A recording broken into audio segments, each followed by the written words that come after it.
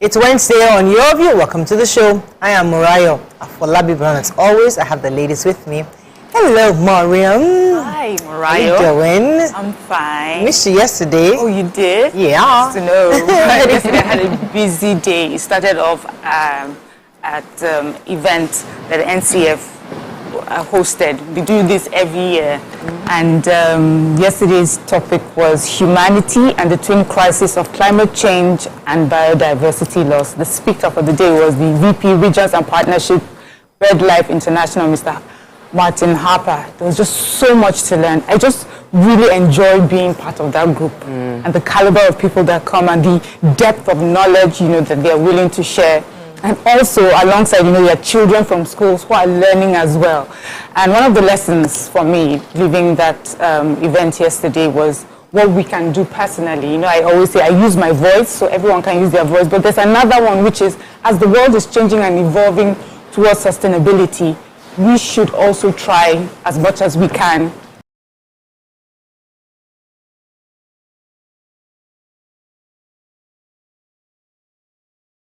I got home, had another meeting with my environmental ladies group. It was interesting though. Just have a ladies group. Environmental ladies group. Environmental ladies. So do you see yourself, what that person came to do, do you see yourself doing it in other countries? I would love to do it. I'm giving myself some time. Yeah. I'm working on it. Yeah. I'm giving myself 6 months. Yeah. Then we start locally, but I would love to let's get you somewhere. She's talking to Geneva. I would love that. All your plans, I know your children that are I'm saying. I did a post, I think it was on Monday.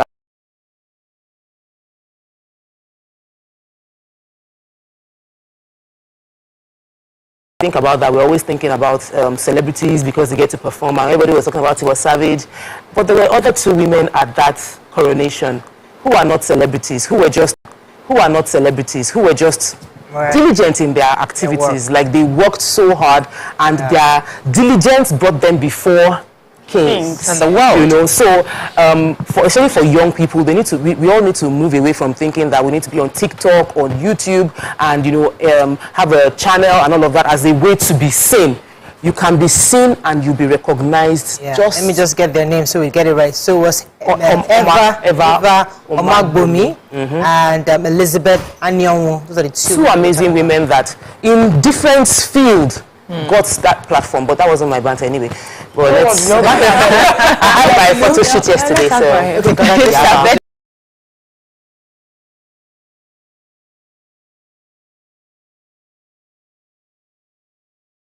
if I go to Boys Remand Home, I wanted, last year I went to Center for Destitute, and it was really far, so I was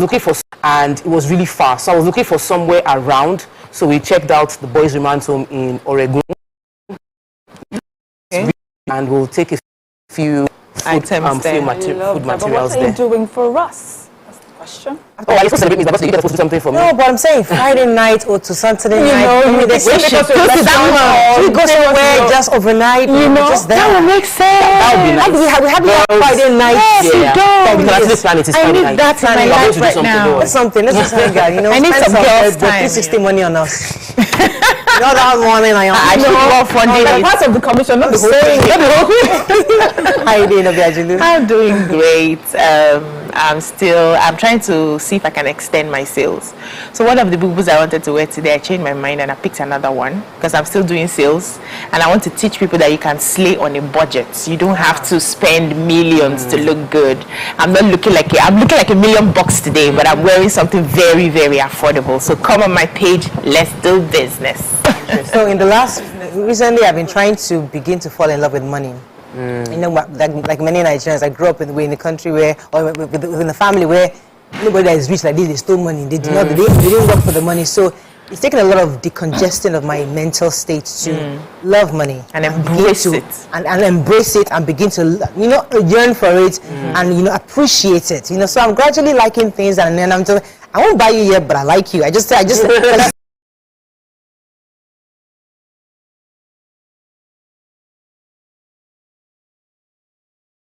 I point out, I know how many months or weeks. That's it. And I know the change that is going on, and it's simple like that is going on, and it's simple like that space. And I like that you're being practical about how you are. Because this is how you change your mind. Yes. By I'm being deliberate. And I'm watching documentaries on money making. I'm trying to really feed myself with money. So join the club, baby.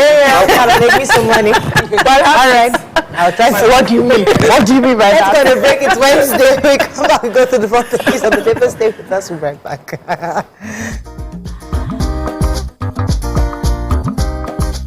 Stay tuned. Your View will be right back.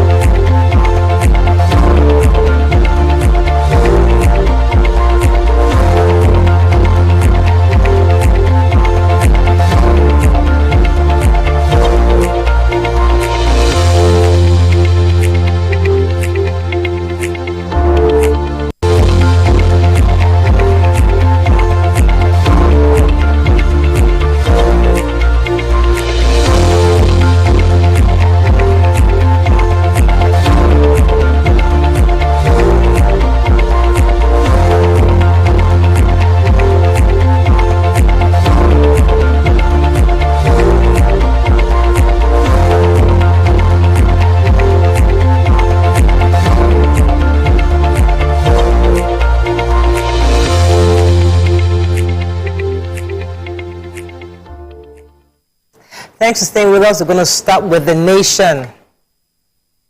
National Assembly, Akpabio Abbas rally lawmakers for support. Petrol subsidy pushing Nigeria to bankruptcy. Sanusi warns. Buhari Tinubu congratulates Adeleke. Tribunal adjourns Atiku's motion on live telecast. Monetary policy alone can't reset economy, says CBN. PDP governors begin move to reconcile Atiku with Wike, Makinde and others. Okay, let me start with that story. So if you recall, the G5 we had loggerheads with the candidate of the PDP, Atiku Abubakar, throughout the period of the election, even till now. And the contention was that they did not want, they said the thought was unfair to the south for the presidential candidate and the party chairman to come from the north. And that was the contention at the time. However, so there's a planned meeting for tomorrow at the Transcorp Hilton Hotel in Abuja tomorrow, where the G5 governors, amongst many others, will be meeting with Atiku Abubakar.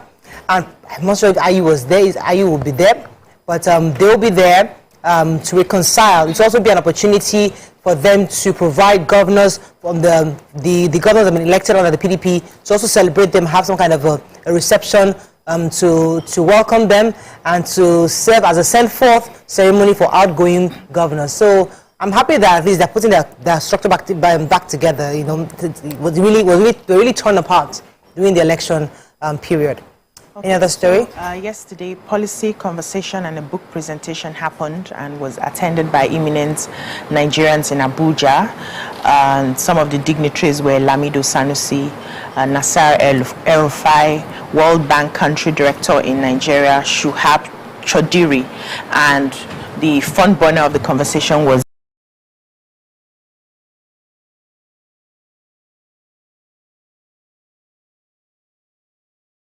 went ahead to speak up about it, saying that it amounts to stupidity. The federal government needs to, stop making payments, and if this continues, we're definitely going to be pushing the nation gradually into bankruptcy. He said that, some of the people who are saying that cheap fuel is better for Nigerians, they do not understand the implications of having cheap fuel. It means that, and he started to explain in 2011 that for every 1 billion Nigeria spends on fuel subsidy, 1 billion is out of education, 1 billion is out of healthcare, 1 billion is out of power, 1 billion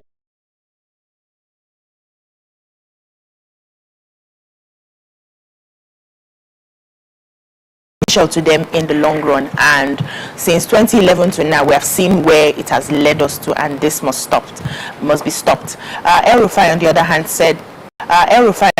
said also that even the President Muhammadu Buhari agreed that fuel subsidy payments had to stop, but though he refused to stop it. And they set up a committee, I think in 2021, to work out the modalities of how to channel the resources gotten from payment of fuel subsidy. They stop it into what they are supposed to be doing. So the plan is there, they have everything worked out, and they are hoping that the current administration will use that template to do something for Nigeria. Okay, so I've got the president-elect Asiwaju Bola Tinubu has congratulated the Osun State Governor Ademola Adeleke for his victory at the Supreme Court. He put out this statement from his media office, and the part of the statement that I like and why I took the story is he also commended the immediate past governor, and he said that it was good that he exercised his rights according to the Constitution, and that, but even if he lost the office, he did not lose his integrity and reputation as the governor who brought efficiency, transparency, and accountability to the business of governance. And for me, that is so important. As much as it's good to be able to hold on to the office, is that when you leave, what is your legacy? So even if he's lost the office, who he is and what he's done, will speak for him. So I want to take the story about the from the CBN governor who was speaking at the biannual non-oil export summit in Lagos, and he spoke about the fact that monetary policies alone will not change Nigeria. It's not going to solve the problems of Nigeria. He mentioned that worldwide there needs to be an approach of non-oil cash flow to help Nigeria get on track. He admitted that the challenges facing Nigeria is a whole lot. He mentioned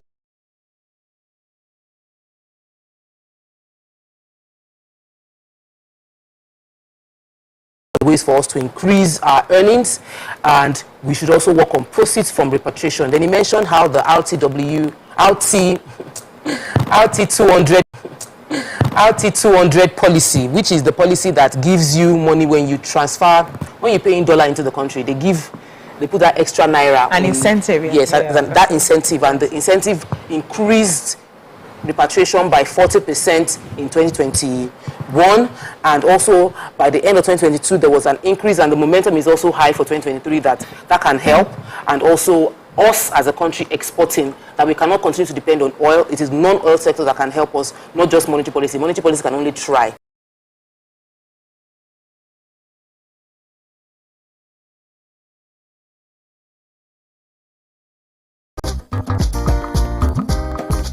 Stay tuned. Your View will be right back. New toothpaste, Colgate Maximum. Ladies and gentlemen, make welcome the grand comedian of the Federal Republic of Nigeria, Gbenga Adeyinka the First. OJ right here, 7 of 7, like you already know. Gbenga right here, 7 of 7, like I'm beginning to know.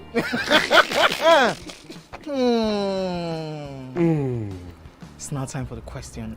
You don't scare me one bit. Bata, I go drink. So now one chance for enter. My first question. Do you remember the names of the winners of that edition of StarQuest? Of course I do. Why do you? And I hate myself for this, because I have this question for you. Final question. No. Where outside Nigeria and what year? I think you're the only one that can be wicked. I am thinking, because I know back in the day. Don't think. Answer my question quick. You are thinking too much. I don't like it. The UK. Final answer. Okay. I said, God, please, let me to perform outside Nigeria. Wait. And God gave me a show in Ghana. Drink, my friend, drink. I don't overthink this thing. See where I can. Yes, you overthink them. I would say you should catwalk. Let's catwalk now. Where are we? No, that's not catwalking. That's good talking.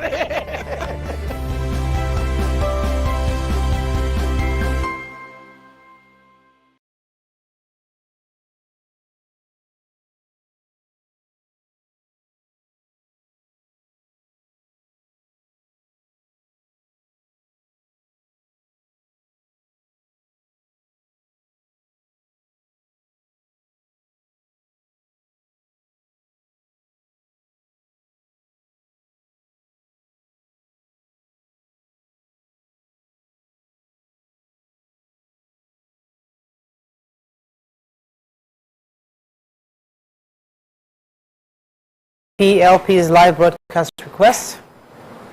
Lagos Bishop raped me twice, says female pastor. Final victory, Buhari Tinubu congratulate Adeleke supporters, jubilate. 15 die in Sokoto boat accident, 25 missing. FG orders private jets removal from Abuja airport. Otedela fumes over Transcorp deal, Illuminelu keeps mum. Speaker, 5 aggrieved aspirants team up against Abbas. And over $200 billion national asset lost to terrorism, says federal government. Okay, which story? Starting with? Yeah, the Federal Airport Authority of Nigeria has ordered immediate relocation of aircraft stationed at the General Aviation Terminal of the Nnamdi Azikiwe International Airport, Abuja, ahead of the inauguration of the new government scheduled for May 29th, 2023. So the Federal Airport Authority is saying that they need to come and remove all the aircraft parked at the Abuja airport, which is necessary to enhance the safety of the airport during the forthcoming presidential inauguration. So many of the aircraft parked at that GAT terminal in Abuja are private jets belonging to wealthy Nigerians, firms and airlines.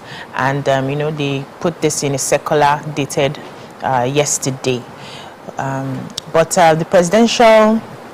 Okay, also saying that the presidential inauguration is a high security event, and in order to ensure the safety and security of parties involved, it's become necessary that they must move their aircraft temporarily to relocate. I think they have an alternate airport that they'll be keeping that. But reacting to the message, a former managing director of the Nigerian Airspace Management Agency and chief executive of Brass Aviation, Captain Roland Iyayi, said that most of the aircraft parked at the GAT terminal in the airport, especially in Abuja, are not serviceable.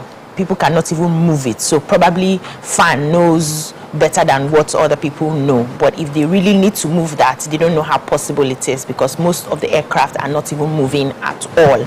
It's going to take a long time to move them from that area. But they've given till the 22nd of May for private individual companies that own some of those aircraft to come and move them out for the inauguration. All right, so the Major General, Security Advisor, Major General Babagana Munguno has expressed concern over the spate of attacks on critical national assets across the 6 geopolitical zones, going up to $200 billion. According to him, although the army has deployed both kinetic and non-kinetic mechanisms to safeguard these assets, they are still really threatened by continuous review of these various attacks from various groups from the north, the south, and the southeast, and even the southwest. According to him specifically, he said that in the northwest, bandits and terrorist groups target transportation infrastructure, educational institutions. Also in the southeast, they've been attacking police stations, security checkpoints, amongst many others. In the southwest, there's been critical national assets and infrastructure resulted in armed robbery, targeted banks, financial institutions. In the south, primarily driven by militant activities, they've had pipeline vandalism and all this. So he's saying that all these have come to about $200 billion, and these are national assets that is threatening our nation. And then he's hoping that more tactical measures could be taken to prevent these assets from continually being attacked by these elements of terrorism across the country? The story I have is gist. You have a... Yes, I want to tell you a really sad story about the girl who was raped by a bishop. She's a 23-year-old student of Adekunle Ajasin University, Akoko in Akure, Ondo State. She said that she was she had met the pastor for the first time in 2018. She's an assistant pastor now, and she was supposed to attend a minister's meeting, which she didn't attend because she had to go for her brother's wedding. And they said she also was meant to transcribe 6 audio teachings of the pastor, of the bishop, which she didn't. So this happened on the 21st of June 2022. She was told to come to meet the bishop and explain why she didn't do this. And after the conversation, that the bishop told her that to test her loyalty is going to have be intimate with her, and she said no. That why will you do that? That I've already explained what happened. I cannot have this relationship with you. And then the man just pushed her to the chair and raped her, and that she was begging and complaining, and she was even telling him that I'm bleeding, and the man still went ahead and raped her. That's the bishop of the church, and I'm happy they withheld her name, but mentioned the church, Reign Christian Family Church, and the bishop is Bishop Oluwafeyiropo Daniels. His picture is also in the story. He said it is the next. She said that the pastor told her that if she told anybody about it, she would run mad, and explained to her that, do you know how many things I had to do for my own spiritual leader. Many things that cannot be said outside that I did my own spiritual leader, that so as to make her feel like this is not a big deal, and that many people would have been happy to even get intimate with him. Wow. But you made me rape you, and then the next day he did the same thing as well. So the case is in court, and I'm so happy that she had the confidence to. I remember the story witness against him for what he did. It's been going. It's been a while. I can't wait to see. I just wake up to myself and a bishop. There's got to be somebody's got to hand over to you or birth you or something, so just to give you some kind of. But he just explained that he suffered too for his own. Person abusing others. About that actually. What's your gist? Give us your gist. Yes, so it's been trending on social media. Well, Otedola is the one gisting us. Yes. So Neil has been very. He has been quiet, but Otedola has been giving us some hot gist. Let me tell you. These women. So Otedola said he had offered to buy Transcorp PLC for 250 billion naira, but unfortunately my offer was rejected. He says his goal was to make sure that the conglomerates could be valued more at least 2 trillion instead of the 40 billion that it is right now. But then he also goes to explain, the relationship between him and, Elumelu. He says, first of all, 2 captains cannot man a ship, and I respect the majority shareholder's decision to buy me out, so he bought him out. Then he says, but going down memory lane, he said that that there was a time he was having a meeting with some foreign investors, and Tony Elumelu walks into he had a meeting after, but he walked in while those people were there. He asked him, who are these people? And he just innocently told him, I'm looking to invest in power. And the specific place. Tony Elumelu went behind his back. And outbidded him for that project. We discussed it. Much more than the amount he had put forward. Then he also said that when Standard Trust approached him to get funds so that they could start UBA, I supported. He bought that one. He supported with how much? It was a lot of money then. And when it was time, when the prices of the shares went up, he wanted to sell. He told him, don't sell now, wait first. So they say your mic is. Hey! Of all this. That's true. Please, let's go on a break. We'll be right back. Your mic must work.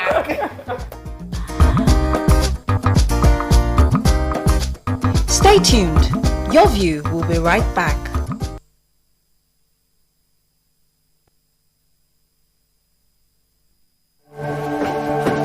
Are you missing something? Let me tell her, say. Ladies and gentlemen, make welcome the one who can make time stand still forever, Mr. Kelechi Amadi. How are you doing, sir? I'm good, my brother. You love that intro, Abi? Yeah. It was great. Okay, Thank you. We try like that. Thank you. Now my question, which I feel is a cheap question. Go ahead. What does ISO stand for? That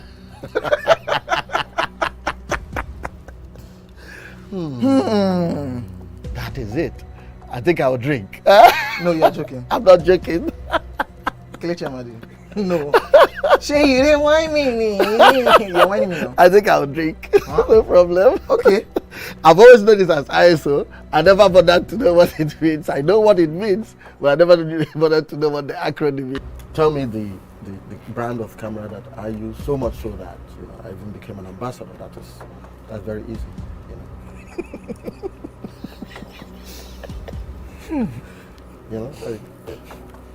It's out there. It's supposed to be, Yeah.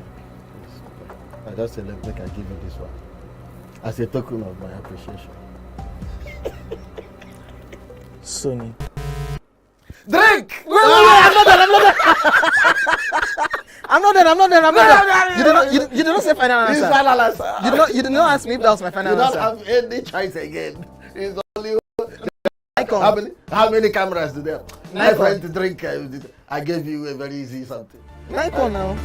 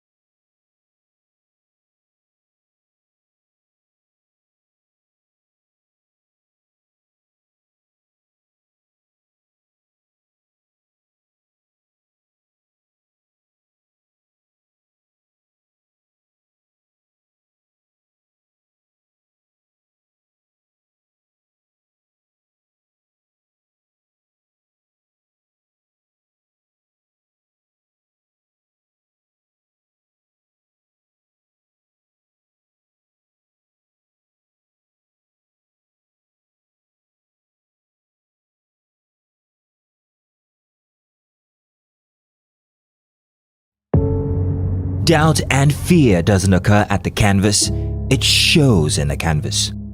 It shows the conation of raw earthen materials. Who does business in sort of like a sneaky way, and I think people should read it. Yeah, and you will learn a lot about how business is what done. happens in the rich man's world. You know, when rich men fight, these big billions are talking. It's not tough. So you took 5,000, you did not pay me that 20.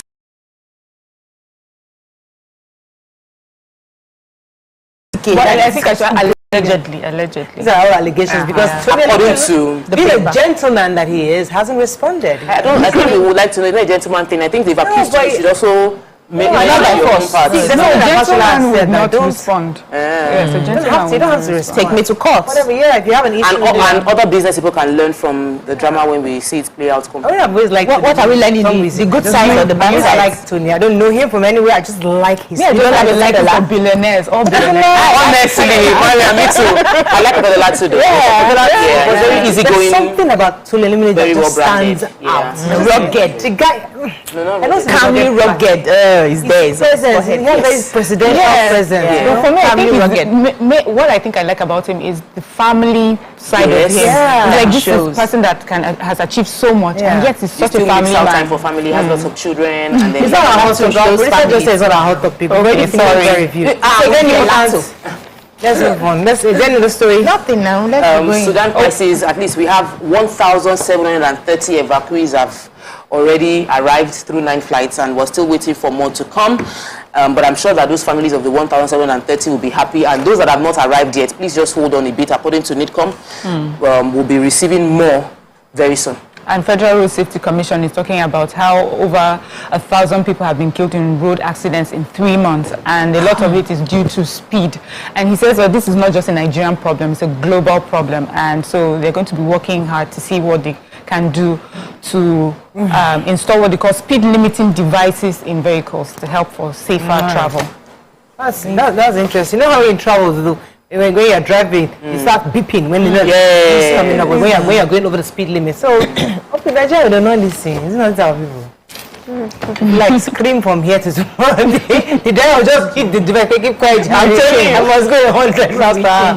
All right, that's all we can take on Front Page Review this morning. When we come back, we start with our hot topic of the day. Stay with us. We'll be right back.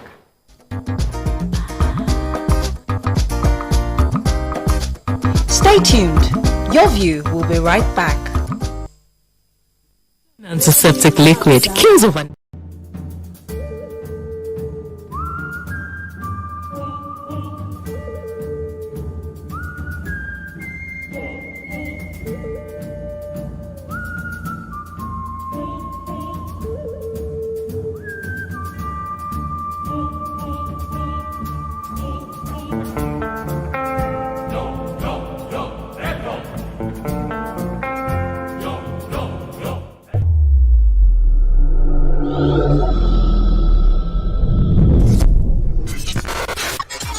Do you think you can outplay me in this game of wits and knowledge?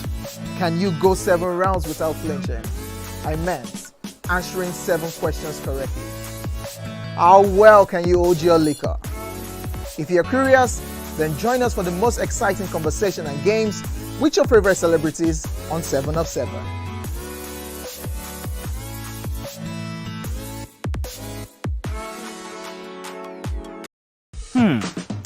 So, have you ever wondered what happens behind the curtains of a man's mind? Or perhaps you're one of those who wonder what men talk about when they gather. Well, here goes. Imagine what it takes to put together the perfect cocktail. Or maybe mocktail. We need a bit of sports, a sprinkling of current affairs, some very deep topical issues, and last but not the least, a healthy dose of grumbling of those we love to hate. And yes, you guessed it, women.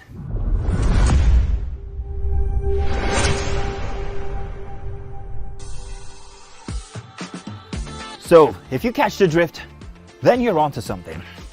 We will provide you with the right insights into most of your curiosities, right here within this beautiful cocktail we call the Black Table.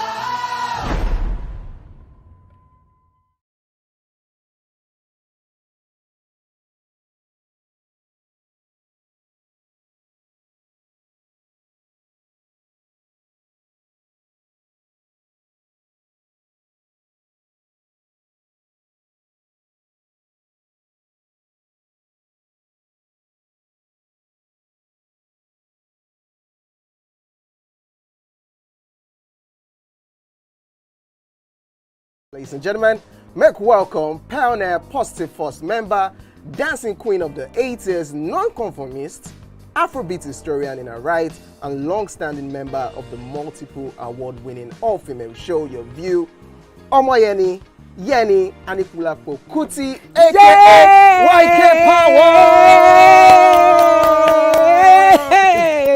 Ginger! Take it. Today we'll go here. Hey, I don't read you. Are you sure? Ha. I know I'm not here to answer questions, I'm here to drink. We're in trouble today. Wait till your age. I was close now. I said 1975. He said 73. He said 75. Fellas wasn't even born till 75. So will I drink half? You go drink. Take. Make I help you. Russian. No be half. Which half?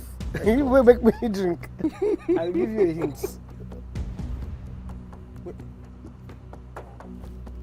Lights in no.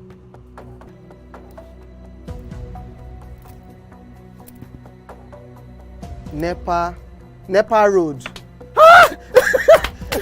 Nepa Road in Abeokuta. First of all, my brain cannot.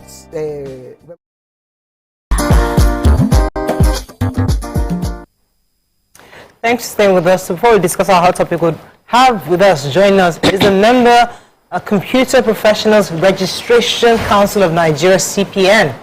He will be speaking to us about the 5 pillars of information and communication technology, ICT development, and how it can help transform economy and create jobs. Welcome with us, Mr. Ni Budimowo. Welcome to the show, sir. Thank you. Thanks for having me. All right, so technology solves a lot of problems. In fact, the world we have in a lot of things we were discussing earlier, speed limit, how we can deploy technology to develop, to help in the economy, to create jobs, to be more efficient when it comes to processes. You mentioned something about 5 pillars that caught our attention. What are these 5 pillars and how can they help and develop our economy? Okay, thank you very much. It's happy to be here.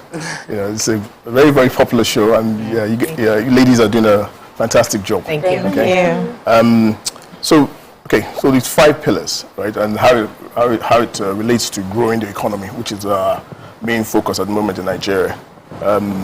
So as you mentioned earlier, technology tends to transform and create efficiencies. But it doesn't just come out of the blue. You need to have some foundational elements in place first, right? So at the first level, right, is training and capacity development, right? You need to essentially build your talent pipeline across the country, right? You need to support entrepreneurship. You also need to fund the ideas and innovation, right? And then you also need to ensure that there's sustainability in that framework. So as companies and startups are growing, right, you are supporting their expansion and growth. Then finally, you're ensuring that there are incentives in place to ensure that these startups can continue to, or as they grow, they can continue to acquire and support each other, so that government as an entity doesn't continuously subsidize and the startup ecosystem. That's pretty much what the Indians have done, what they've done in India over the last 30 years. They supported their growth, and that's what they've done in America, in Silicon Valley, where government started off by supporting the ecosystem, and now the ecosystem now supports itself. And let me try to ask a follow-up to that, because I always worry. It's not the first time we're hearing about training, development, getting people, building capacity, and creating an ecosystem. People have done it, even within this country. But we have seen that when that happens, after they train, many people don't want to go through that rigor of training. Even if they do go through it, they're not able to retain them, to keep their interest, to stay on it. Many just want something that get rich quick, train me, give me the tools. I try it for 1 year. If it doesn't work, I'm looking for the next best thing. I'm trying to jack out or do something. They don't have that staying power to wait. How do we retain, even after the training and building capacity, how do we get people to actually get interested and wait and stay to see the vision through? Okay, that's good, because it's a good question. Ultimately, first of all, that training isn't just transactional, like, okay, go for a course and that's it. We're talking about very foundational things, from looking at the STEM value chain, like, as I like to call it, right? Science, technology, engineering, and math, from the foundational level in secondary schools and primary schools, and building that talent pipeline. And we used to, I think we still do. When I was in secondary school, a lot of us read physics, chemistry, and we had very strong technology and math background. And that still exists across many schools. But what we are saying is that the government needs to continuously invest in that, support science labs across, and engineering labs, and then, so to speak to your question, to answer your question directly. So what happens is that, when you train people, if there are no if there aren't enough industrial opportunities, should I say, essentially what we call jobs. If there aren't enough jobs, people will gravitate to where the jobs are. So that's why you have this, part of the reason why you have this Japa syndrome, where people are getting enticed with better paying jobs outside. So we also, so we have a gap there, right? And that is that, as we train these young men and ladies across Nigeria and they get these skills, there aren't enough job opportunities, local job opportunities for them. Skills. And even the local startups, the local companies, the market isn't very deep, right? So we also need support and investment so that, and incentives for our own companies, right, to buy Nigerian software, to buy Nigerian technology, and to utilize Nigerian technology. And that's one of the reasons why I think in the last year there was an act, epoch-making act, or I like to call it. It's called the Nigerian Startup Act, which was signed by the current government, which is focused on fostering innovation and in the creative and digital economy and creative industries, right? And part of what that's going to do is provide funding for startups, provide tax incentives for companies that are supporting startups and also acquiring startups. So that's going to fill that gap in a way. Yeah, so I remember when there was the Twitter, ban? I would say for a short while. I know that India came up with their own app, Coup. Okay. Yeah, something to replace Twitter at the time, and some Nigerians went there as well. I signed up for it. It was supposed to work like Twitter, but I don't see encouragement in that when it comes to our own product. I don't see people come up with apps that would sort of replace like Instagram or Twitter or all those social media platforms that a lot of business people rely on to sell their markets. I don't know if it's something that some of these young minds, so instead of saying I've gotten the skill, there's no job, can they get the skill as well as learn how to begin to create something for themselves, create jobs, and instead of looking for the job, you'll get the skill, you create job and get people involved. And what role do you think government needs to play, or even bigger companies need to play to support these young minds, so that we can have something that compares to, so everybody has an alternative. This is the Nigerian one, this is the one for the international market. You can do both. You can decide to go for this cheaper subscription, you can sell better on this platform. Is there anything like that? Okay, very good. I think a lot of stuff you just said right now, let's try and unpack them. First of all is that we're going to talk about alternatives to foreign software. I think the example you gave, social networks, are extremely hard to replace because they have what you call these network effects. It's not just write a new software and replace them. So even now that Elon Musk has bought Twitter, the former founder wants to start his own. Well, it's going to be very tough for him because of these network effects, right? But at its core is that people will always find where there's a core need. Right, and when we speak about government's involvement, let's look at it from the general policy framework that for this incoming government now, going through the manifesto, one of the things they said was that they wanted to try and grow the economy by 7% every year, which is going to be a tall order, very, very difficult, but it is possible, right? And one of the things you need to do there is to ensure that there are certain sectors of our economy that need to grow rapidly, things like agriculture, manufacturing and services, healthcare, education. So those areas are places where we need that can grow rapidly, have a lot of room to grow rapidly, by using technology.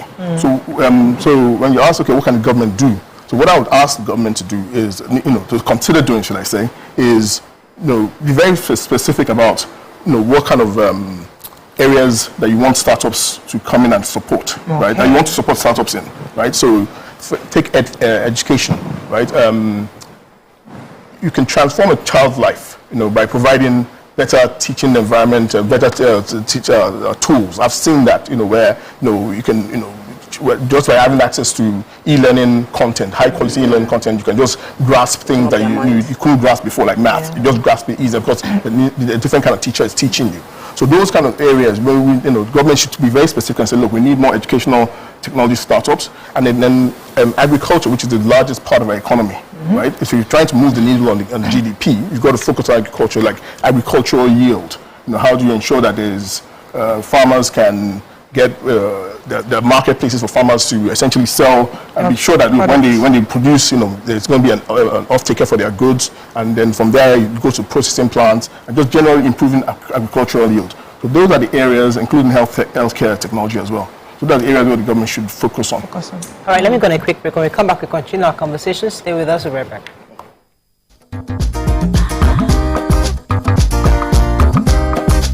Stay tuned. Your View will be right back. Ladies and gentlemen, make welcome the one who can make time stand still forever, Mr. Kelechi Amadi. How are you doing, sir? I'm good, my brother. You love that intro, Abi? Yeah. It was great. Okay. Thank you. We try like that. Thank you. Now my question, which I feel is a cheap question. Oh, go ahead. What does ISO stand for? That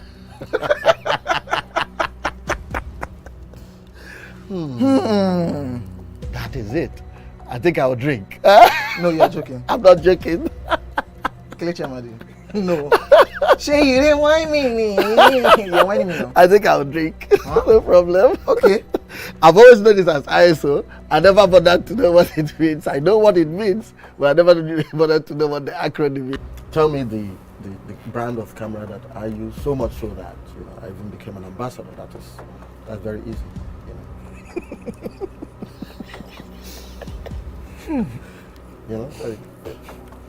It's out there. It's supposed to be, yeah. I just said, look, I give you this one as a token of my appreciation. Sony. Drink! Wait, I'm not done. You did not say final answer. Final answer. You did not ask me if that was my final answer. You don't have any choice again. It's only Nikon. How many cameras do they have? My Nikon. friend to drink. I gave you a very easy something. Nikon now.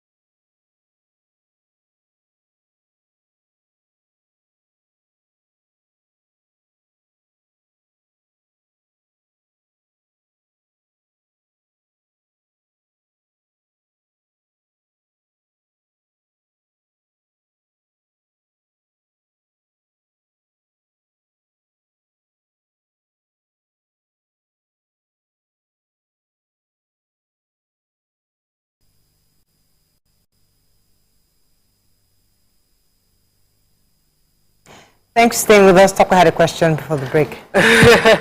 So, when it comes to tech, at least tech innovations, some of the innovations we've had in recent times in Nigeria is the e-Naira, and we've had a guest come on the show when it was just launched to tell us about it, but we haven't heard much about it now. And what are the potential advantages that this has? What do you think we should be aware of concerning e-Naira? Okay, that's actually quite important and very relevant to what's going on. What has happened recently? You know, I mean, we're all here the first quarter of this year. Yeah. When, you know, we had a cash cash shortage, crunch, wahala.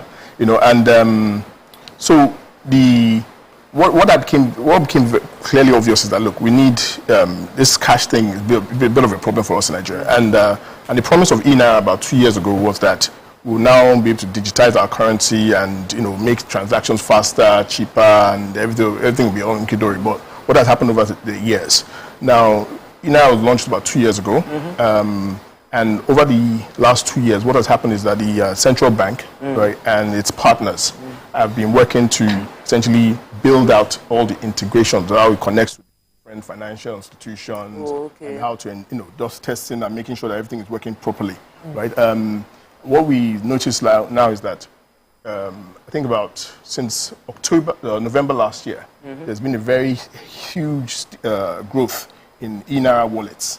That mean, what does that mean? How does that happen? So what is happening is, if you think about what eNaira is, it's like you have your physical naira, right, paper, and then eNaira is basically, and that's what we call fiat money and the bearer instrument. So whoever, if I give it to you, you own it. It doesn't have my name on it. Whoever owns, you know.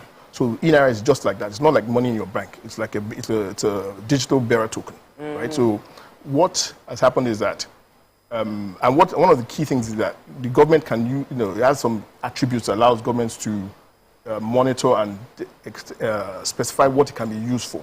So right now, I'm sure you've heard that, you know, there's meant to be an $800 million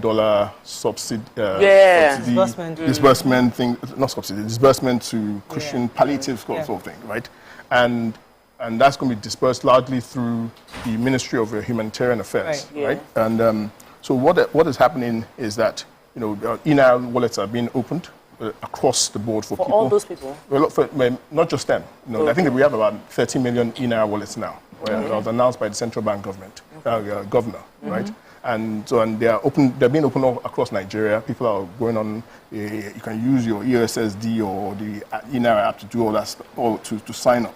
So there's been a huge growth, and that's because the technology is now very stable, right? And so that's it's traceable. It's not like before where you say they give out $800 million, and now where did the money go? But now we can check and say this one who got this amount of money. Give it out in eNaira. Yes, and not only that. What is particularly interesting and unique about it, about not just eNaira, but what we call digital currencies, is that you can do what you call program them and say, look, if I'm giving you this 1,000 naira, you can only use it for food. So when you are transferring, it can only be used for to pay items. You can use pay rent. You know, you can make very, very targeted interventions to help maybe women, you know, that are in distress, or in, you know, people that are in. So for example, they give you the money for fuel.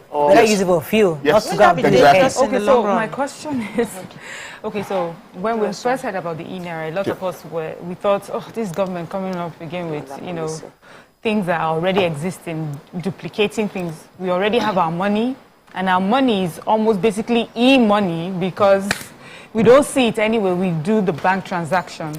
So I know one of the questions has always been, how is it different from what I already do now online? And then are you saying, with the example you just gave, are you saying that the only way to encourage use is for government to give free e-Nairas? And how much would that cost government? Okay. So you're saying, okay, like if women who are in distress, and you say, okay, I'm going to give, maybe monthly, I'm going to give 1,000 eNaira to you to help you do this. So you're saying government will use that sort of as an incentive to get people to sign up for eNaira. I'm wondering, how much can government do? For how many people can government do that for? Okay, so I think the premise is wrong. Government is not trying to, I don't think government is trying to get people to sign up for get people to sign up by giving them free money. Right, it's just a particular use case that works well with digital currencies. Like, look, we need to pay people in a very transparent way, and that it's auditable. This is a perfect technology to use. So like for charities and things like that. Okay, I guess, and donations. So it's not used to, the people are subscribed. There's a lot of interest in eNaira, right? You know, over the years, you know, and it's growing very fast. You know, and because of what I forgot to mention was that because of that cash crunch that we had in the first quarter, there was a renewed interest that, look, maybe eNaira can solve this. If I cannot get cash, let me get eNaira. You know, and yes, there was. The data shows it, and there's very steep They didn't curve. tell us. A very steep I curve. don't know So why people we're are, crying when we've just gone. They didn't tell us. Yeah. But I have a fear with this e-naira. You know, I like to listen to conspiracies. And one of the conspiracies I've heard so far is the fact that the government all over the world, is not just Nigeria now, is trying to control people's money, your ability to use, manage. They want to know how you spend your money, what you spend it on. They want to be able to take your money at will and give you stories. And that's what's been going on now with this e-naira, where it can be directed to a specific item they want you to. So if I give you this money and I say use it for food, I can ensure that it's just food. Isn't it dangerous that it will come to a point where I say, okay, you're not using, there's no money anymore in the wallet, and I block off your chances of spending that money in anything? Okay. What happens? Handed over your control to government. Yes. Too much. okay. Yeah. I hear your concerns, right? But that's not what's going on. So if you, for example, if I decide to, I mean, even with physical current cash now, if you are saving for a particular purpose, there are mechanisms where you can say, look, this money I'm putting aside for this particular purpose, right? And there are guidelines on how it is dispersed. Yeah. But it's not that my choice. Your choice. Yes. But with this now, government can say this money is just supposed to be used for this and block out any other. So now, if I want to do transfers with my bank account, I can transfer to anybody. I don't have to take permission from government, so to speak. But the e-wallets now, government has a say on blocking out some channels they don't want you to. Is that possible? Is it possible? No, that's not what it is. So for now. So no, that's not what it is at all. Because if, for example, it's the case that if I'm giving you money for, say, to buy foodstuff for children or your children, right? And that's what that money is for. Once you've done it and you've transferred it to the people, to the vendor, and the vendor can now decide. So if I say I don't want to buy for children, I want to use it to buy a shwebi. Yeah, so what you're saying to me is it will make me better organized. I'm able to do my budget better because I already have, that's what I'm understanding, but I could be wrong again, which is I would, once I have the money, let's say in my account right now, I can put 30% that goes here, like I already do with my regular account. But in this case, I'm unable to change my mind because the bank knows where the money is going immediately. So it makes me better organized and maybe helps me to follow my budget better. Is that what I'm hearing? In a way, it's that applies. But the core focus of core objective is to ensure that it's auditable, that when there's an intervention for a particular purpose, it's not being diverted for other purposes. All right, so much to do about the e-wallet. Let's talk about, because I want us to wrap up on this. Yeah.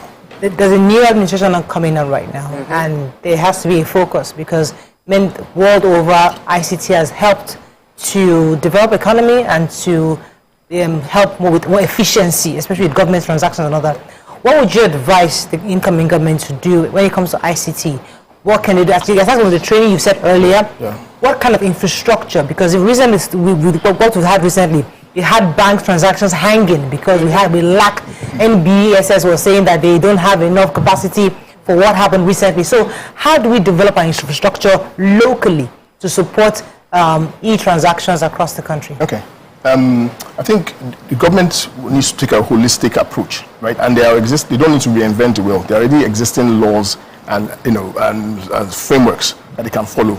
So I would say ultimately I would expect the government to be guided by this Nigerian Startup Act. It's very broad. Apart from the training that I mentioned, they're also providing support for the what we call infrastructure technology companies, or people that are essentially working on building out data centers to support other organizations, data centers, technology parks,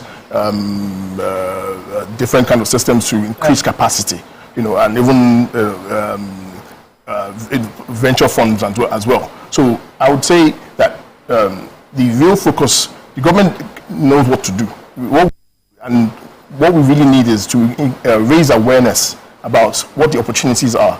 So for example now, a lot of people do not know that the African Development Bank, the Agence Française de Développement, Islamic Development Bank have all come together and set up a fund, about $618 million, for Nigeria specifically, to support digital innovation and creative industry, creative enterprises, right? So, and more to that, it's targeted at young people, 18 to 35, who are starting up like Nigerians.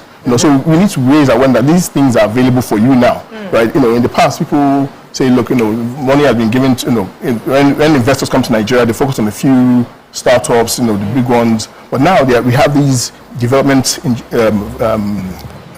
finance institutions working with the Nigerian government to support young companies. So and that we just need to raise more awareness about that. And the government has that focus and that responsibility has to be on the government side to raise awareness and make sure that these programs are actually accessible to everybody.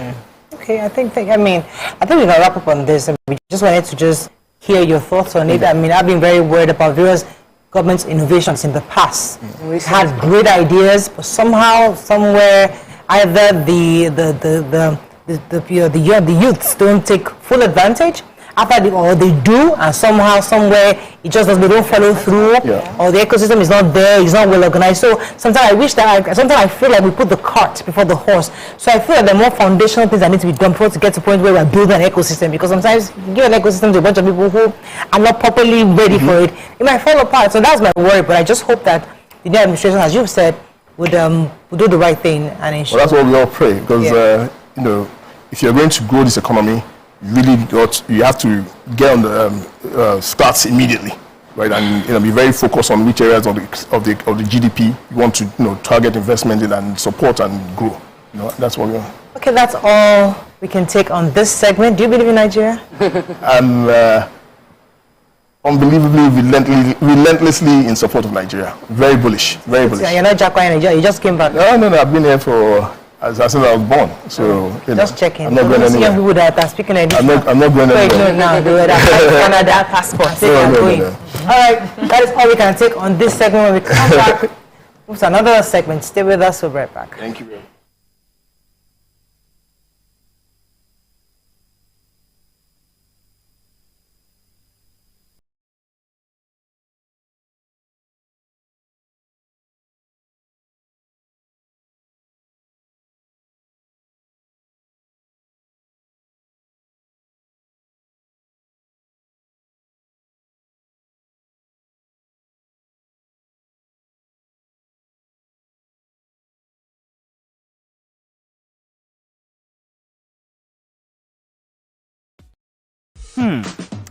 So, have you ever wondered what happens behind the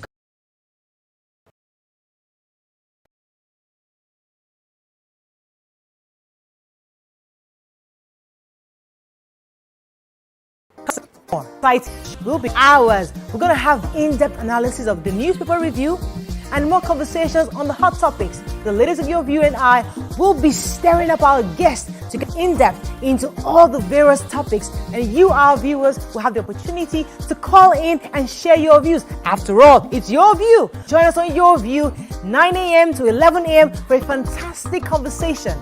Don't miss it.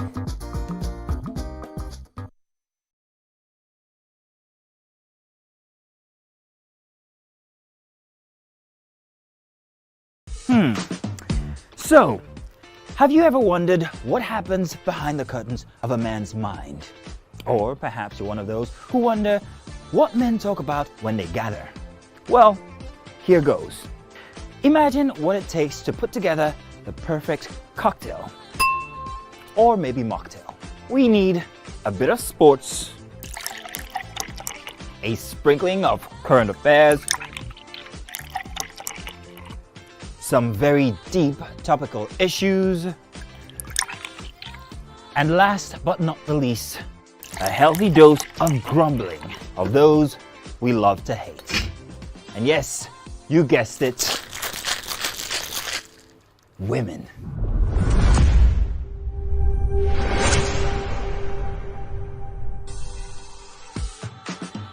So, if you catch the drift, then you're onto something. We will provide you with the right insights into most of your curiosities, right here within this beautiful cocktail we call the Black Table.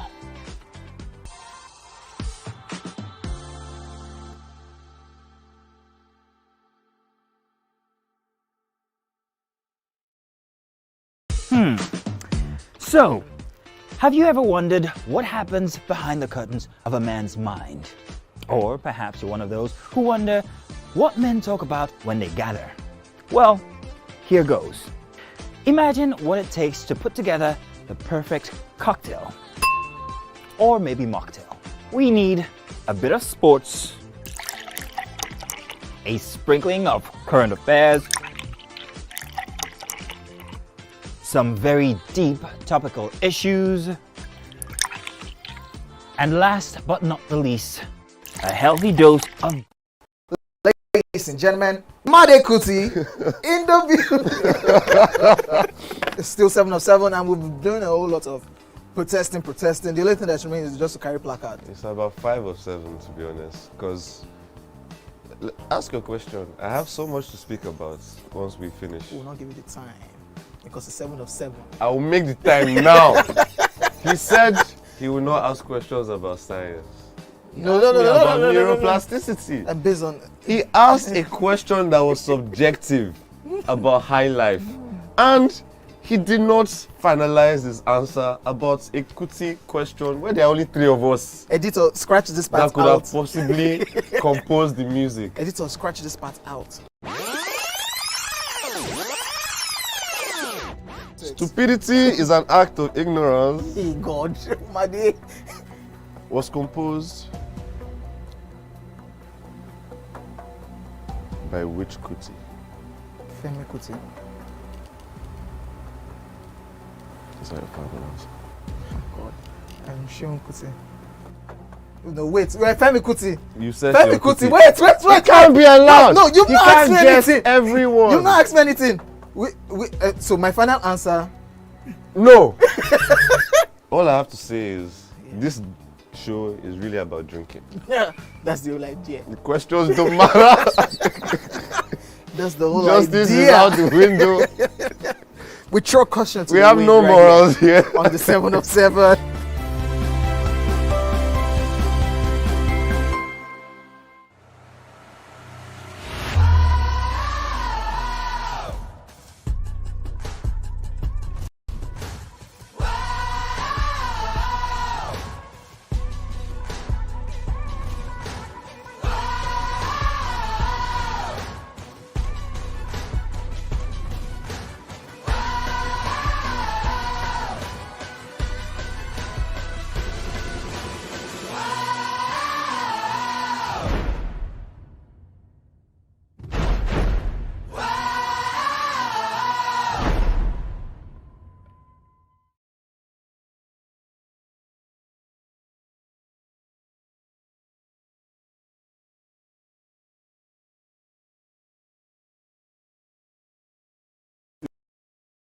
Not just woodworking.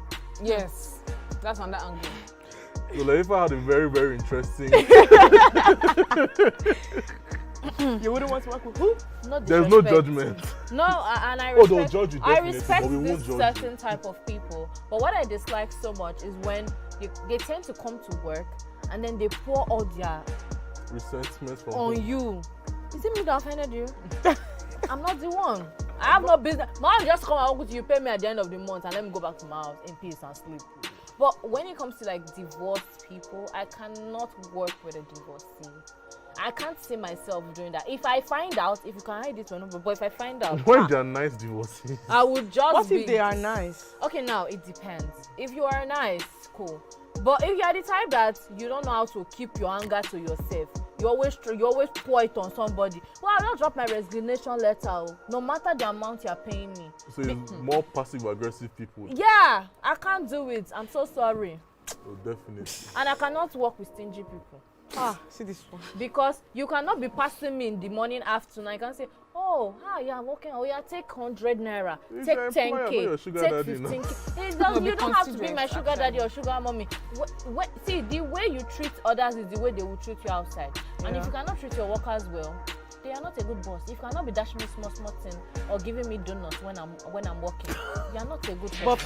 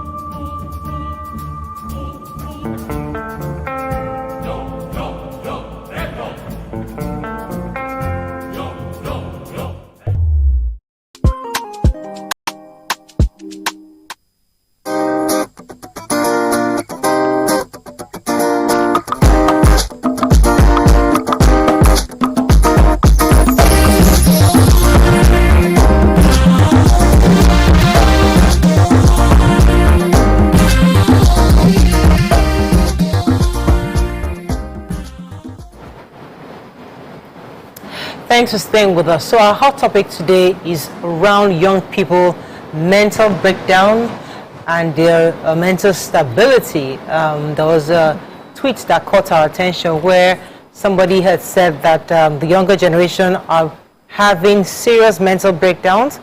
According to this tweeter, it says some are already deeply rooted in drugs, no morals at all, no vision, no goals. All they want to do is just get high, post for the gram, and expect money to fall from the sky.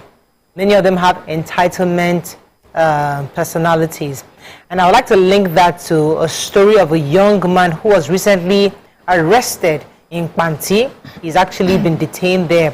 According to him, he and his mother had planned to use his sister for money. His mother actually approached the native doctor, who then asked him to sleep with her, and they did all the rituals, took her vital organs, and he was accosted on his way to dump her body in the river, where the police arrested him, and then that's where he confessed and said that his mother had actually met the native doctor, and then they had this grand plan to kill his sister, which they did, obviously. But then it goes back to the real experiences of average Nigerian young people. Now, when I say young people, I don't want you to just look at those in your circle or people that you know, your sisters, your cousins. Look at this young man. I'm not sure they give his name. A 29-year-old internet fraudster, Amos Olaleye. If you have his picture in your mind and see other people like him, maybe from poor, they have no uncles, no aunties to lean on, no family members. They have no hope. They need to survive. They've gone to school the best they could, and they have nothing. And all they have is this kingpin in the neighborhood who sells drugs. Many of them feel that pressure to sell drugs and buy drugs, use drugs, and then they get options of Yahoo. You know, this is the Nigerian story that some of us don't like talking about because it's such a painful conversation to have. But today we need to bring it to the fore again. How do we help young people, especially in this regard? You can call us on the numbers on your screen: 08127053687, 09139076948. You can also tweet to us at TVC Connect. Please hashtag YourViewTVC so we can read your tweets. Young people, as I said, there are few who are doing well. They're trying to do well. They will maybe learn a trade. They start hair making. They do dressmaking. They sell a few things just to get by. It's hard for them too, but it's hard. But they get by. But I'm talking about those who don't even have any options. They've tried. They are broken. They are in a totally difficult mental state. How do we, as a community, government, personal, religious groups, how do we help or provide support for these kinds of people who are going through this kind of state? Let's go first. I think it's very unfortunate that as a society we are constantly failing our young ones. The idea of a society is to uphold the values that we believe in, the beliefs, the morals that we think would serve us as a society, that we think would, take us far, make us better, make us a society that people want to emulate, people want to visit and see how things are done. But because everybody is selfishly considering what to eat and what to drink, how to show up things for themselves, how not for their children to suffer, we are it's like we are digging a hole daily by our actions, our words, how we perceive, how we treat people.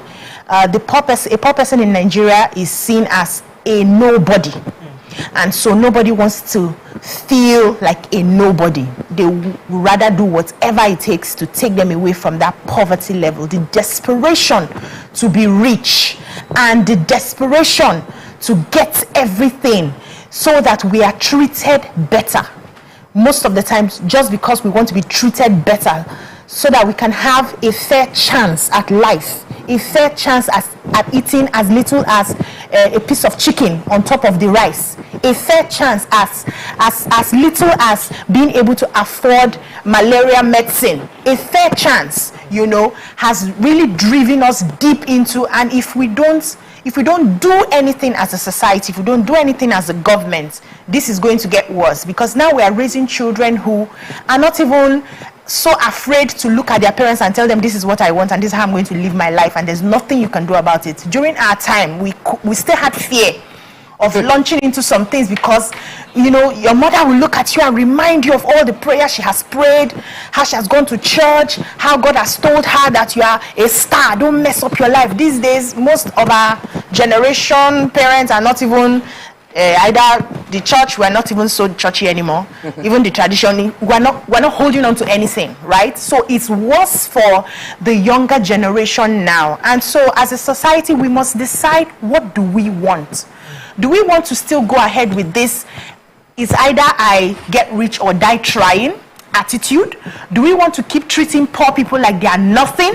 Or do we change it to begin to respect dignity in labor? So as we're saying, go to school, get a job, and somebody is your mechanic, for instance, or a carpenter, and you treat that person with respect. You give that person the dignity they desire, so that people who really want to do those jobs can do those jobs and be able to earn a living.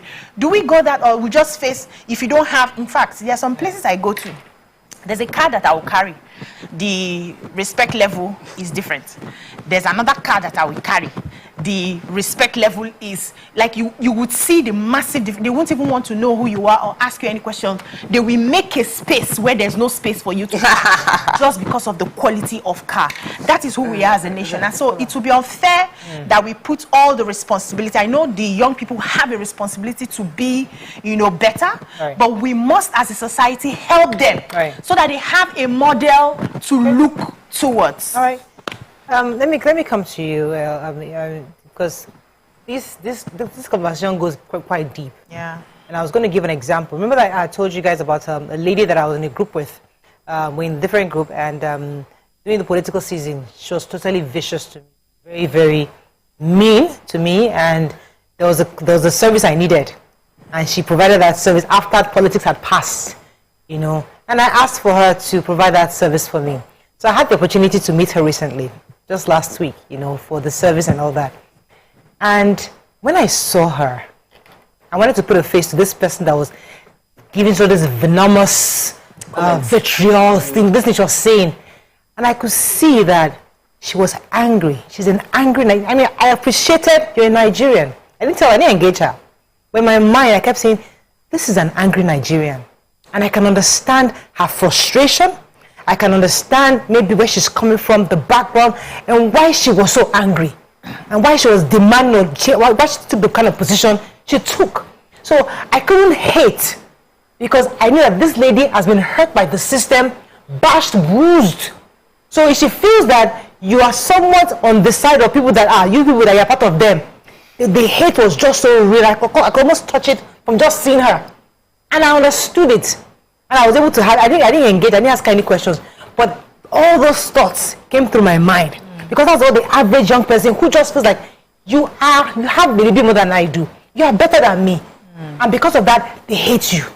And it cuts so deep, because no matter what you do, if we don't as a nation fix that, nobody, no matter what you have, you're not safe anymore.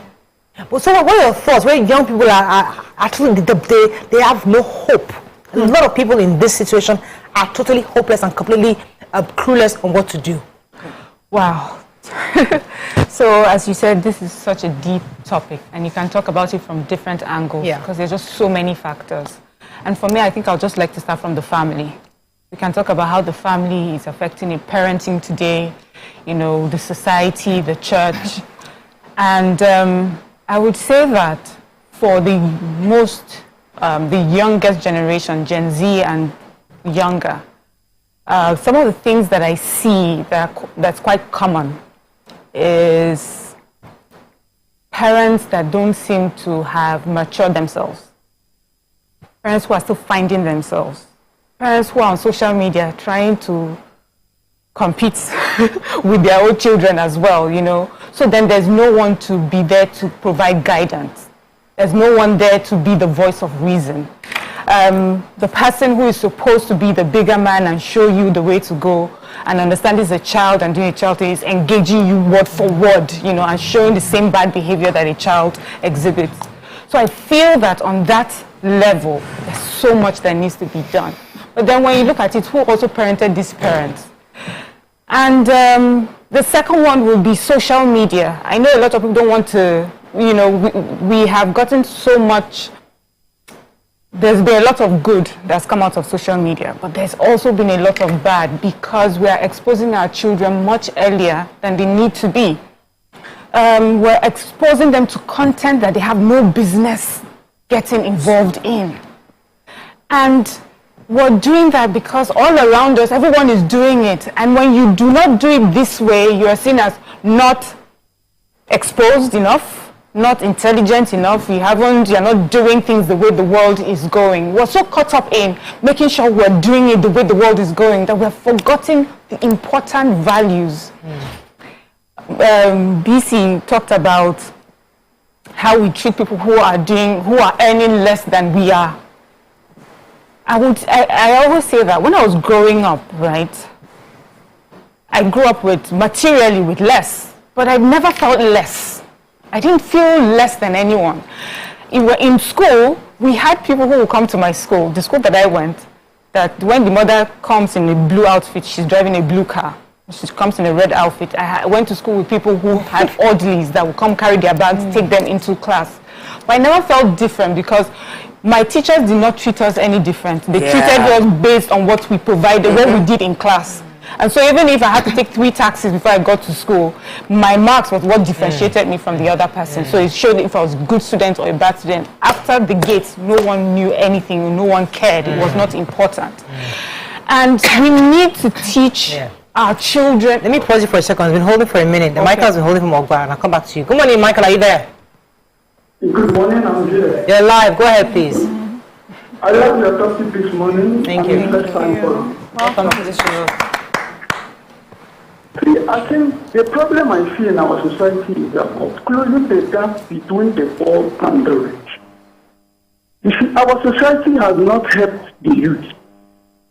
There are youths, you are quite correct, all right. There are youths who are living around but do not want to use their life meaningfully. But there are some others that we also see. They have gone to school, they have acquired skill, but from their background, they are poor, they have nothing. How can our government help them? Getting loans. Can I apply for loan? Can I go anywhere, get money?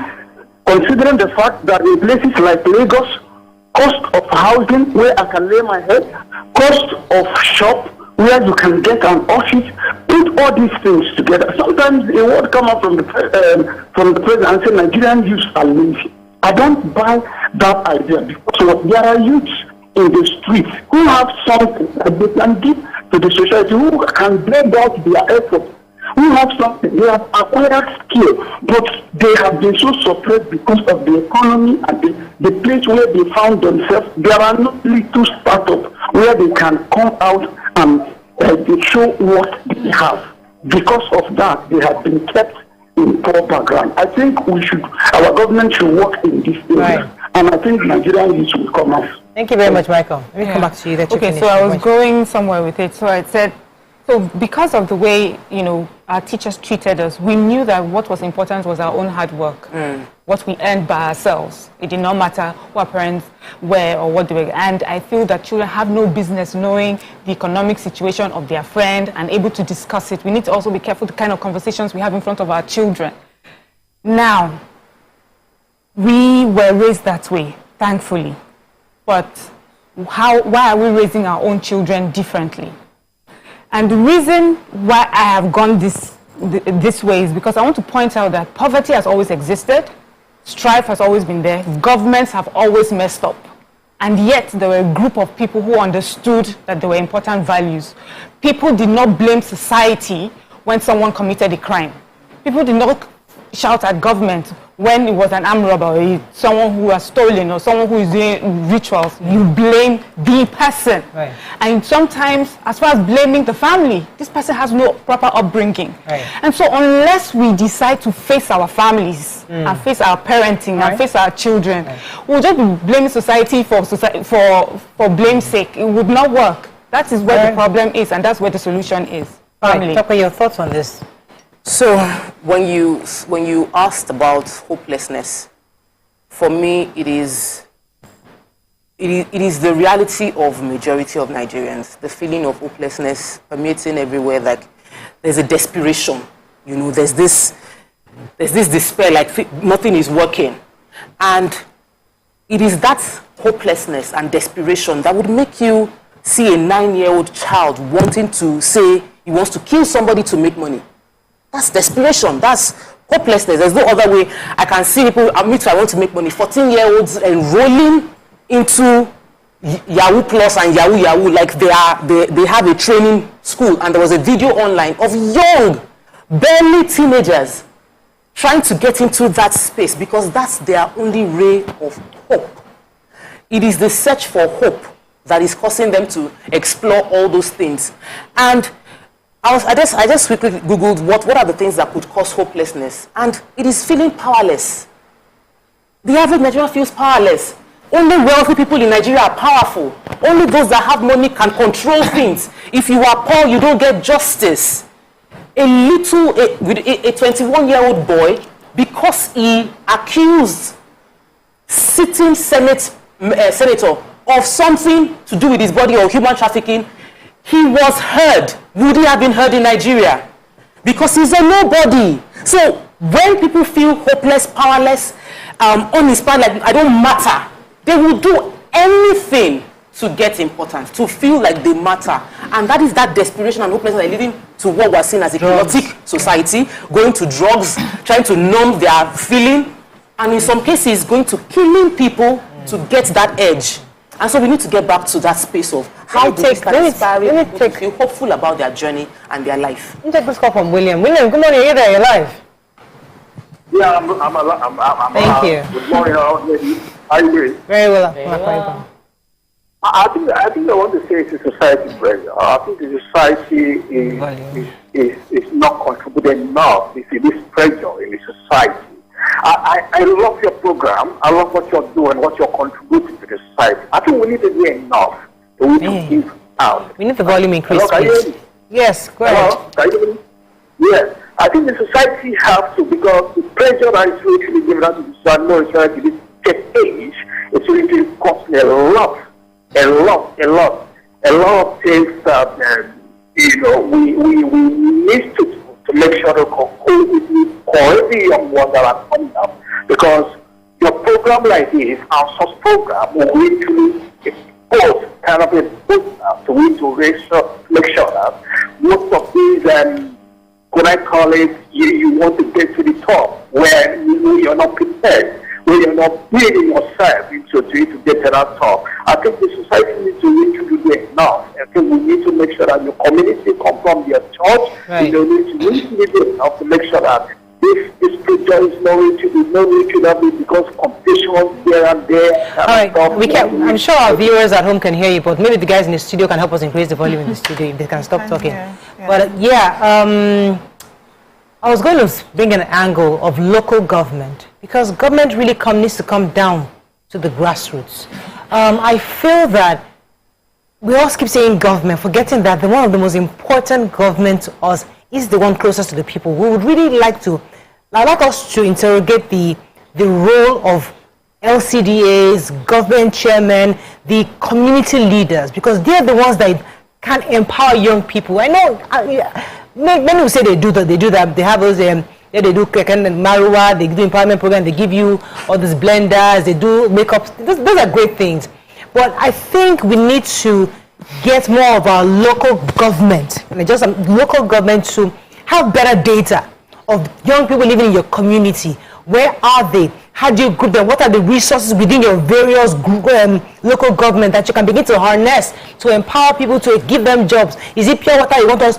Can it be a chauffeur pure water, for example? This is an ecosystem I want to build concerning plastic. So every plastic in Lagos, bring it to Koshofe. We're going to have a manufacturing plant here that we're going to be converting. You know, there's got to be we need to get more creative. Where we're actually engaged in solving problems. We have issues of environmental. Can there be a local government within a state? Any state can say, you know, this is going to be our project. We're going to be the one planting flowers across the state. We're going to be the one planting any flower you see in Lagos. So it came from Ikeja local governments because they are the ones planting. You know, somebody's got to think outside the box. Don't just find the regular buy my blending machine, buy kekena pep here, do this, and that's it. And we flood all the streets. Forgetting that the films are also harming us as a people. So is anybody thinking outside the box where we begin to engage Nigerian youth such that give them that hope that Toko talked about earlier? As long as I was born here, there's something we can do in this area that I can invest in. Okay, so that is all good. All hands need to be on deck to solve this problem. So while the government is attacking with regulations and policies, fishing out the drug barons, that's, you know, taking them out, clearing the space so that it's not very easy to have drugs available to these young people, right? The local government is there trying to give them something to do. But I've realized that sometimes it's not for a lack of job that makes some of these people want to do Yahoo, or get into cultism, or get into killing of somebody for the Yahoo Plus. Sometimes is because there is one, greed. They want to, in 14 years or 20 something years, they want to spend money that an Otedola, for instance, is spending because they see him in his Lamborghini, for instance, on social media, and they feel that is exactly what I want. Forgetting that he, for instance, went through a process to get there.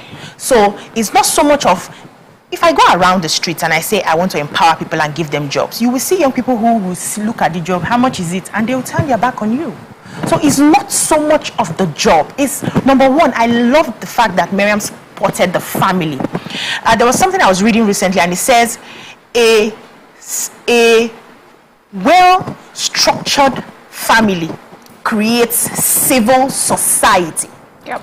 To have a well-structured family, you will now have individuals from those families, your family, my family, and every family. We meet as a society, and we are civil, we are structured, we are well organized, we understand morals, we know what to do at the right time and the right time to do it, because we come from a well-structured family.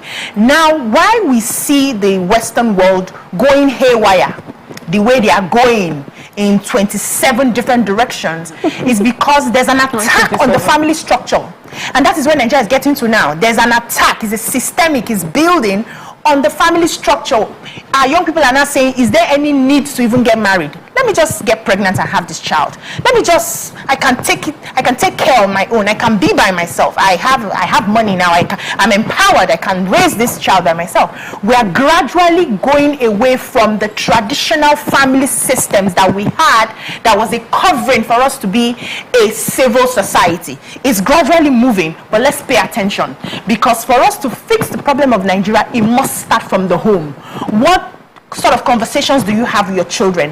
What sort of values do you build?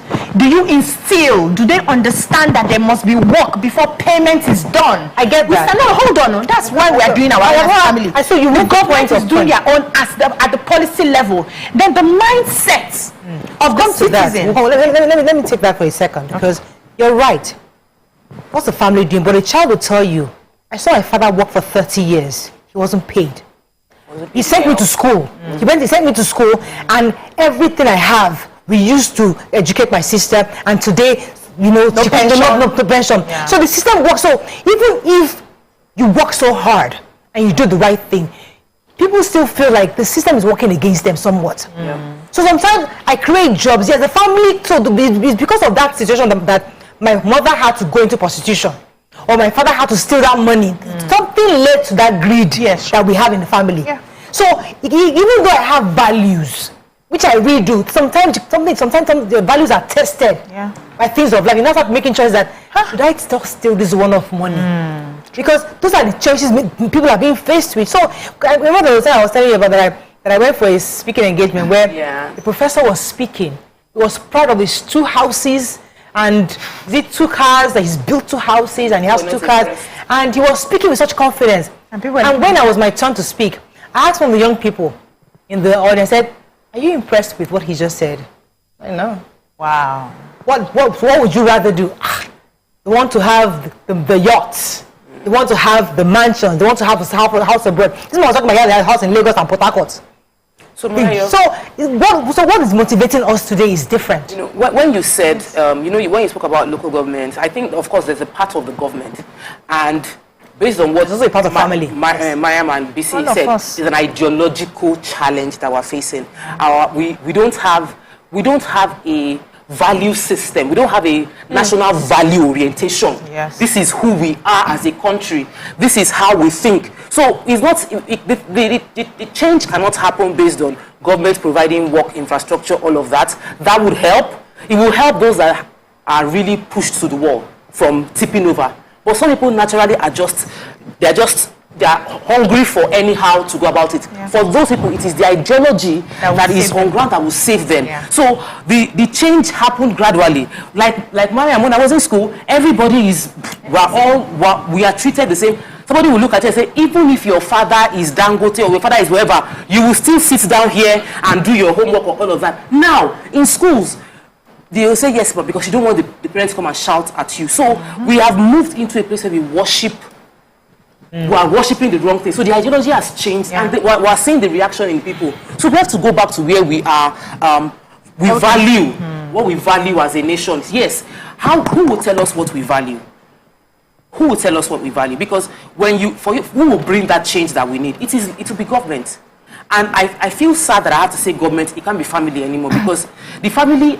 Society is shaped by the environment, and the environment has already gone bad. So we now need one hero, a group of heroes that will tell us, see, we are not, as a nation, we will not continue like this anymore. Nigeria must stand for integrity. We must start defending each other. That person will now create a new vision for the new set of Nigerians and conform us to do it. So because there will be consequences, families will now say, we cannot do as we're doing anymore. Yes, the government has said this is the way. Let us start doing like this. Then we start changing things again. Absolutely. Let me take this call from Adeyemi, calling from Lekki, and come to you, Mariam.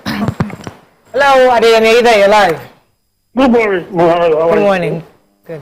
Good morning, everyone. Good morning. Yeah, Muhammad.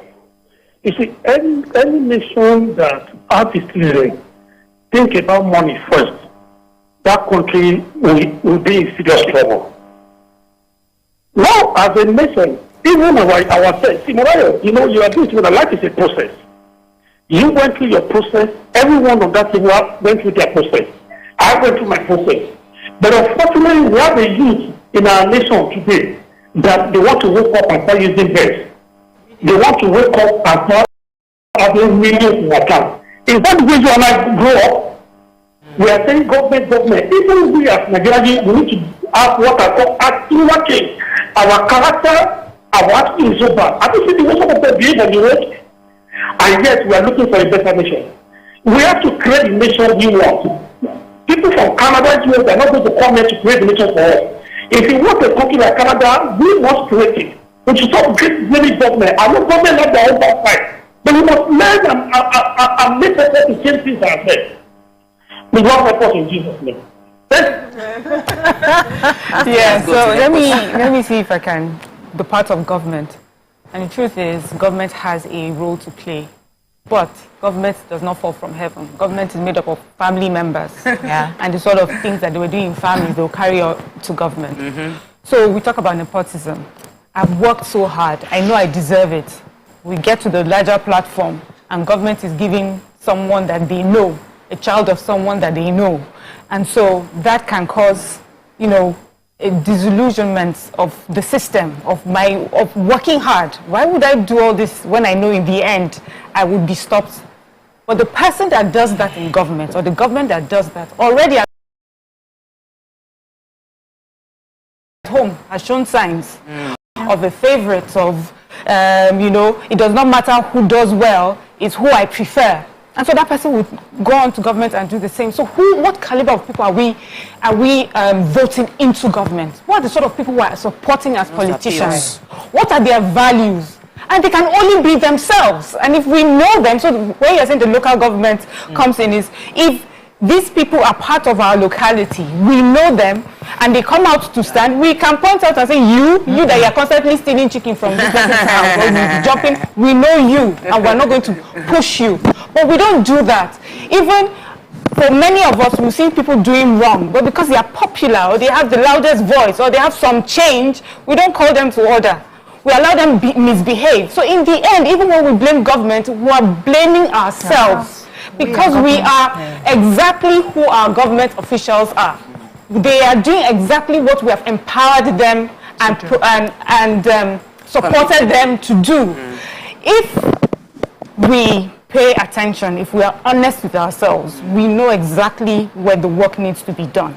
And it's at home, and with our teachers in schools, for our children, and with each other. And we'll see it in government and in society at large. I didn't want to mention the name of this institution, but I think I should, because it is a Nigerian institution. And when you're talking about vision, so we need some hero, some visionary to create a new world for us where everybody begins to align. I did a course in Pan Atlantic University. When you enter PAU, it's like you're in a different world. You have to repeat yourself that, am I still in Nigeria? And it's because of the vision. Where you come inside, they tell you the culture.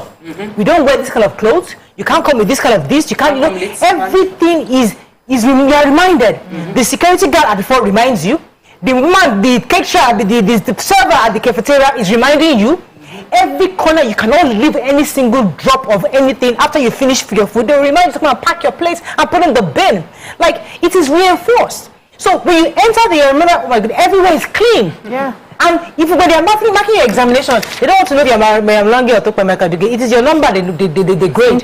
You're simple, your number, you're graded by your number. You get your results based on your number. Nobody wants to know who your name is. And it's happening in this Nigeria.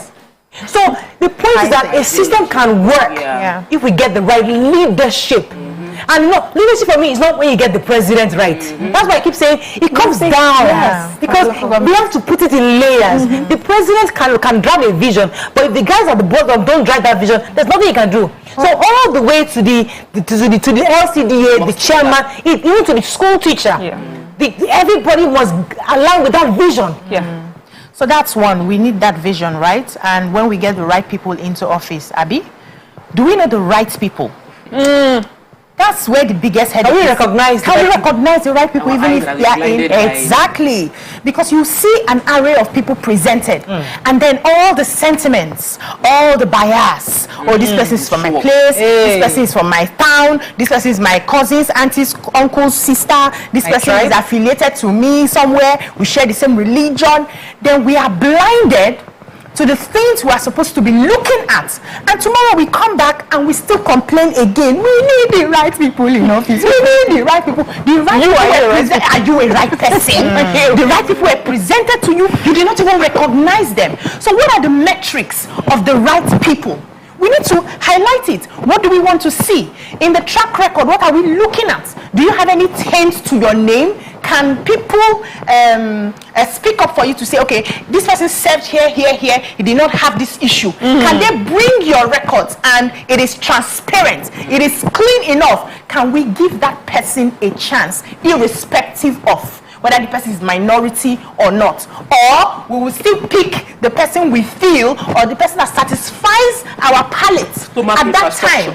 And the next day we say we need the right people. We need to decide. See, whether you are poor or not, every day you are tempted to be who you are not. It is your job as a human being, once you pass 18, to make the right choice. Whether your parents died of malaria, they could not treat them, or they served and they were not paid pension, it is your job as an adult to make the right choice when it's presented to you on a daily basis. And everybody, the scripture says, work out your salvation with fear and trembling.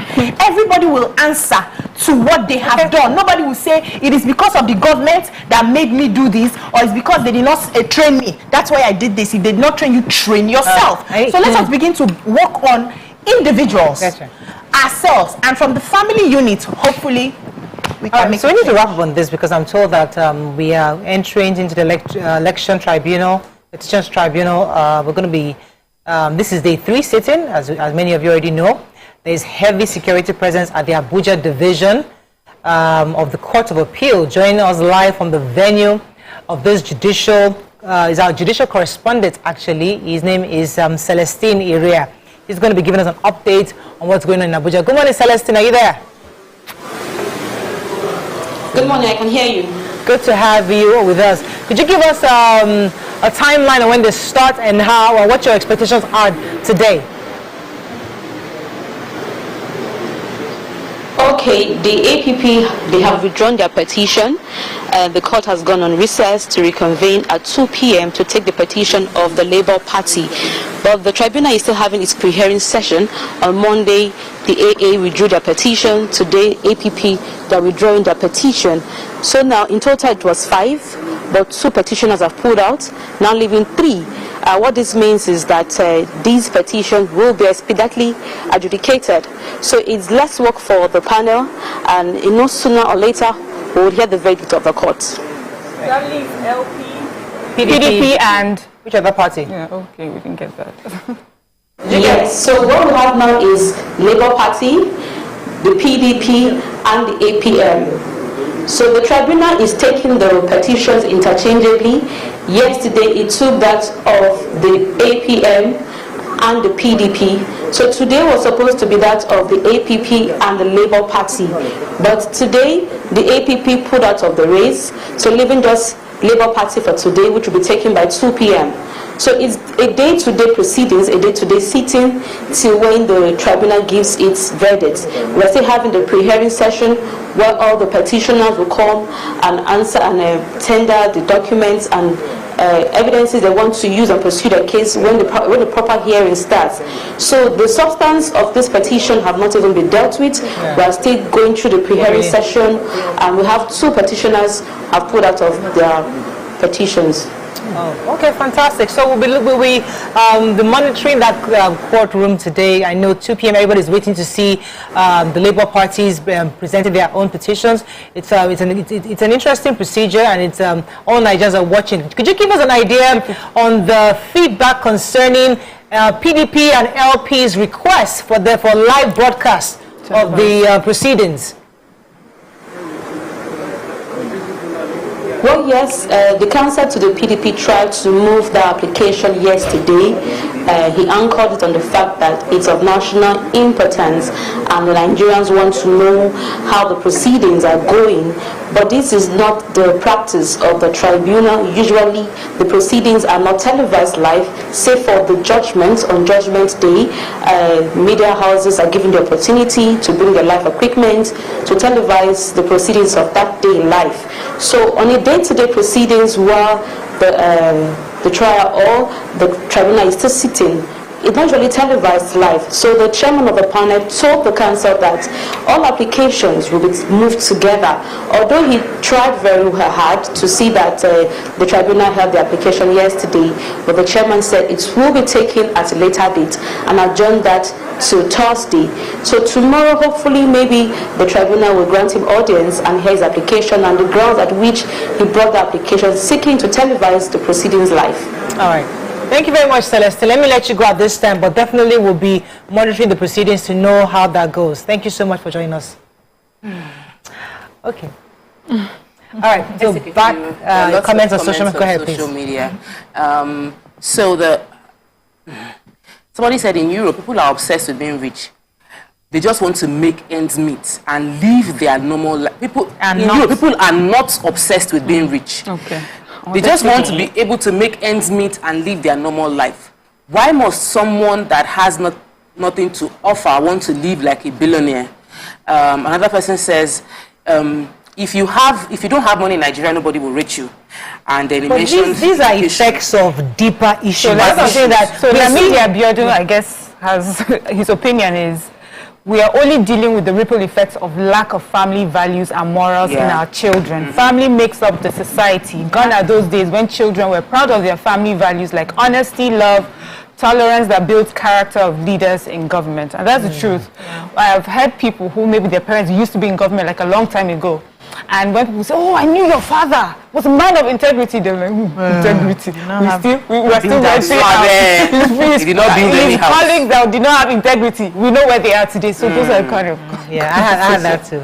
Yeah, and the fact that, you know, the government at the time would embezzle money and flaunt it in the faces of the poor people. That was also what changed the family values. So children just woke up, we cannot be doing this now. We can't. I saw my father die because probably we're not able to get his pension. He was not able to feed after how many years he has put in office, and then this person has pension for life, just for 4 years or 8 years. So at the time since we are going to be working on the family system, the government also must reposition itself. Enough of embezzling money meant for the good of other people. We hold you accountable. If that resources has been given for something, please make sure that you do it so that your people have a sense of dignity, even if it is small. Biko. So, Umola Emmanuel says the politics of Nigeria is all about development and strengthening of the country and its citizenry. Most politicians are all about funds, embezzlement to refinance election and oppress the next man. You made a very valid point with the local government area, Murayo, and I think that you've been pushing it, and I would be excited if this comment is able to inspire one of our 774 local government chairmen to decide to transform their own territory, because you have a territory and you can make huge change. Nigeria is not a country without resources. Some people have cashew, some have coconut. Whatever it is you have within your area, find a way to take ownership and maximize it, to provide solutions. So people migrating to your location, excited about the leadership you provide. Enough of giving excuses that this is this or that person. Yes, we have to run, unfortunately. But I remember that when my father passed on, and people were saying, oh, your daddy was such a fantastic guy. He didn't collect money after he took oranges for me. Looking at them, oh, he only took this form from me. He did not collect money. And I'm thinking, you should have collected it. Improper training from parents themselves, moral decadence, unnecessary peer pressure, and desperation for getting rich quick. You know they see your mate is the reason for all of this madness. Stakeholders should do something media inclusive. But to complete that story, I still use his name today. Yes. So the name carries weight. So let us not discredit or discount it. It's better than silver and gold. So name still helps me and opens doors for me today. So regardless of how we feel, we must always go back to ensuring that we emulate the values our parents taught us. That is all we can take on today's show. We'll see you tomorrow. Bye for now.